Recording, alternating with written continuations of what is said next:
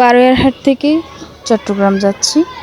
অনেক দিন যাবৎ বাড়িতে বেড়ানো হলো, তো আগামীকালকে আমার ক্লাস আছে, সেটার জন্যই আর কি আজকে রওনা হলাম। অনেক দিন যাবৎ ভাবতেছিলাম ট্রেনে যাওয়া আসা করব, তাই আজকে সিদ্ধান্ত হয়ে গেল আজকে যেভাবেই হোক ট্রেনেই যাব। তো আমি প্রথমেই বারোয়ারহাট বাজার থেকে রিকশায় চড়ে চিনকি আস্তানা রেল স্টেশনে চলে আসলাম। স্টেশনে আসার পর দেখলাম একেবারেই ফাঁকা, ট্রেন আসবে 5টা 30-এ।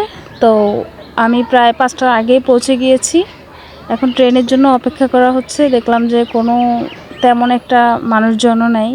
তো আমি প্রায় আধা ঘন্টার মতো বসেছিলাম, বসে এদিক সেদিক ঘোরাঘুরি করতেছিলাম, কারণ এই চিনকি আস্তানা স্টেশনে অনেক বছর আগে আসা হয়েছে, আজকে আবার আসলাম অনেক দিন পর।